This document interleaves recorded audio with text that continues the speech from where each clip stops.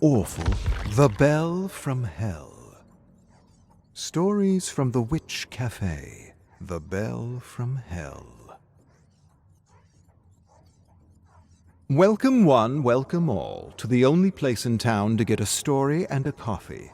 I can tell you where the coffee comes from, but please don't ask me where the stories and characters come from, 'cause I basically have no clue. Some say it's the aroma of freshly brewed coffee that inspires me. Others say I'm able to tap into the endless memory streams pouring out of the infinite kettle that is the multiverse. I think it's a little bit of both. This one comes from the grains I observed at the bottom of my espresso cup a few days ago. It kind of resembled a bell, and so I'm calling this one The Bell from Hell. Toby and his sister Tina were always up to no good, and this time they snuck into the old overgrown junkyard that many claimed was haunted.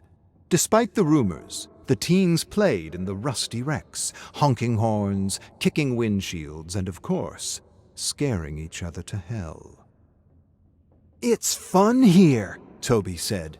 "It is," Tina agreed. As the night wore on, Toby hid in the trunk of an old sedan with the intention of scaring his sister. But Tina followed a trail he unwittingly left and, "Rawr!" scared him instead. Toby cursed, and Tina ran off promising she would get him again. She quickly rushed to the old compactor and hid in a half-squashed station wagon filled with a strange black fog. That's odd, she thought, and didn't think any more of it. But she probably should have thought a little more of it, since strange black fog isn't exactly an omen, as you know from my previous stories. Anyhow, Tina waited patiently in the back seat. When an hour passed, she began to worry. Slowly, she craned her head to peek out the window when... Rah! Toby slammed the station.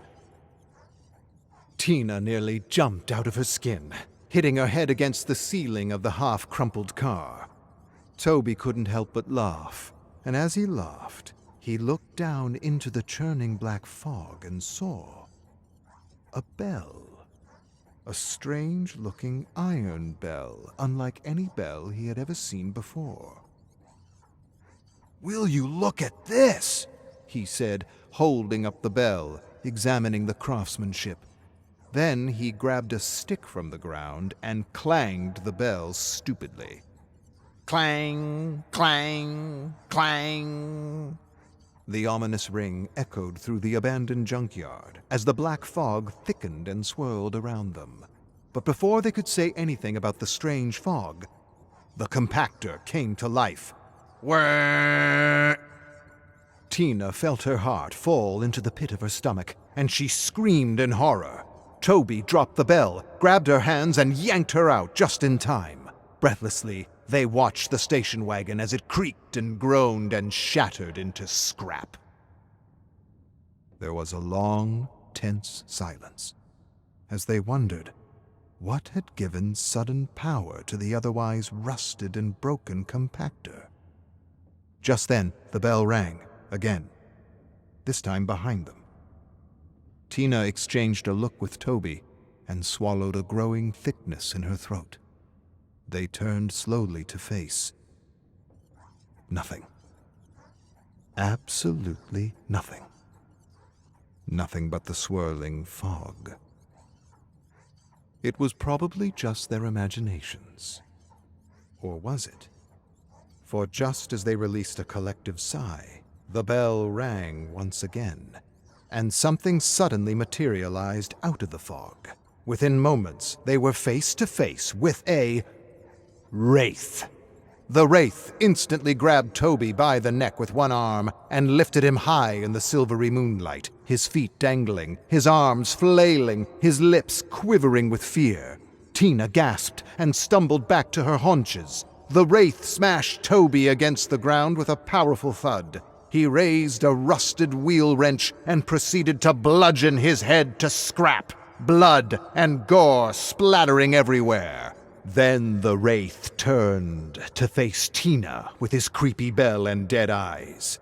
Covered in her brother's warm blood, Tina screamed until her lungs gave out and waited for the bell to toll. Now, what the siblings didn't realize was that they had entered a kind of dimensional pocket that had brought them to another world. See, there are these pockets or holes in the world that lead to all kinds of dark places. Places that defy reality. Dark places that make all our combined depictions of hell seem like a flower garden. But that's another story for another dark and creepy night. Let's just say that for Toby and Tina, death was not an escape.